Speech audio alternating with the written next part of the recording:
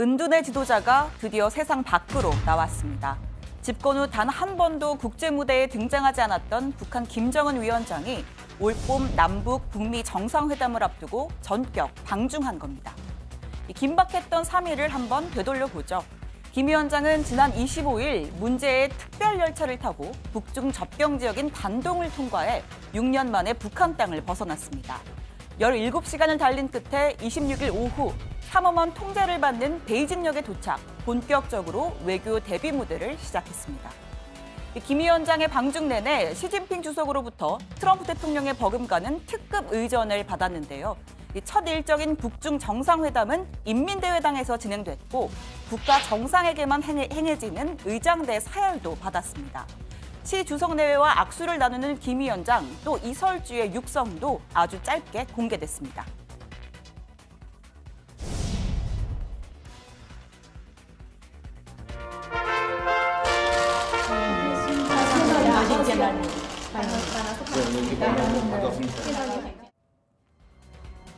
이어진 환영 만찬은 인민대회당에서 가장 호화로운 장식으로 유명한 진서다팅에서 열렸습니다. 중국의 가장 큰 정치 행사인 양회나 국빈급 만찬이 아니고선 공개조차 잘 되지 않는 곳입니다. 연설대에 오른 김 위원장은 시 주석의 환대에 사의를 표하면서 향후 북중 관계 발전 의지를 드러냈습니다. 나의 첫 외국 방문의 발걸음이 중화인민공화국의 수도가 된 것은 너무도 마땅한 것이며 이는 조중친선의 대를 이어 목숨처럼 귀중히 여기고 이어나가야 할 나의 숭고한 의무이다. 김 위원장은 아버지 김정일이 항상 머물렀던 갸오이타의 18호각을 숙소로 삼았습니다. 사실 김 위원장의 방중은 아버지 김정일과 비슷한 점이 많은데요. 비행기 대신 1호 열차를 타고 온 점, 또 남북 정상회담을 앞두고 전격적으로 성사된 점, 그리고 중국의 실리콘밸리로 불리는 중관춘을 찾은 것도 아버지와 유사한 행보를 밟기 위해서라는 분석이 나옵니다. 위대한 장군님께서는 과학자 연구사들이 최첨단 과학연구 사업에서 많은 성과들을 달성한 데 대해 높이 평가하셨습니다. 방중 마지막 날 시 주석은 펑리위안 여사와 함께 과거 김일성과 덩샤오핑이 만찬을 한 장소로 김 위원장 부부를 초청했습니다. 이틀간 두 차례의 식사와 회담을 함께 한 건 국빈 방문이라고 해도 상당히 이례적인 경우인데요. 오찬 후 귀국길에 오르는 김 위원장 부부에 직접 손을 흔들며 배웅까지 했습니다. 자, 시 주석이 이렇게 깍듯한 예우를 보인 건 최근 소홀해진 북중 혈맹을 되살리기 위한 포석이라고 볼 수 있습니다. 시 주석은 북중 친선은 피로 맺어진 인연이고 이를 계승하는 건 쌍방 공동이익에 부합한다고 강조했습니다. 김 위원장 역시 선대 수령의 뜻을 받들어 북중 관계를 강화시키는 게 우리의 확고부동한 입장이라고 화답했습니다.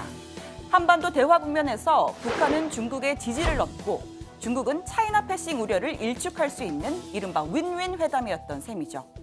하지만 김 위원장은 무엇보다 이번 회담을 한반도 비핵화 의지를 국제사회에 천명하는 기회로 삼으려 한 것 같습니다. 비핵화는 선대의 유훈이라는 점을 재차 강조하면서 우리는 자발적으로 긴장 완화 조치를 하고 평화 대화를 제안했다고 주장했습니다. 미국과의 대화를 원해 정상회담을 하기로 한 것이다. 남한과 미국의 선의로 우리의 노력에 응해 평화 실현을 위한 단계적 조치를 한다면 한반도 비핵화 문제는 충분히 해결될 수 있다. 김 위원장이 언급한 단계적 조치를 역으로 한번 생각해 보면요. 한미가 북미 평화 수교 또는 체제 안전 보장 조치를 하지 않으면 비핵화가 진전될 수 없다는 의미로도 풀이가 됩니다.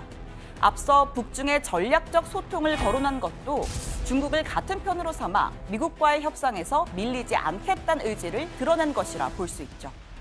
자, 결과적으로 한반도 대화를 둘러싼 구도는 남북미 삼국지에서 중국까지 끼어든 사자 구도로 변했습니다. 일각에선 김 위원장이 미중 간 파워게임을 비핵화 협상에 이용하려는 고도의 전략을 폈다는 분석도 나오고 있습니다. 백악관은 김정은 방중에 직접적인 반응을 보이진 않았지만 북한이 대화에 나온 건 제재 덕분이라면서 중국을 우회적으로 압박했습니다. And we've often said that China can do a lot more to crack down and adhere to those UN Security Council resolutions in adhering to some of those sanctions. So we hope that China will not skirt those. 아랍에미리트에서 귀국한 문재인 대통령도 즉각 북중회담 보고를 받았다고 합니다. 내일은 북중 정상회담에 참석했던 중국 양재치 국무위원이 시진핑 주석의 특별대표 자격으로 방한해서 모레 문 대통령과 만날 예정입니다. 북중회담 결과 공유는 물론 비핵화에 대한 한중 간 협의도 이루어질지 주목됩니다.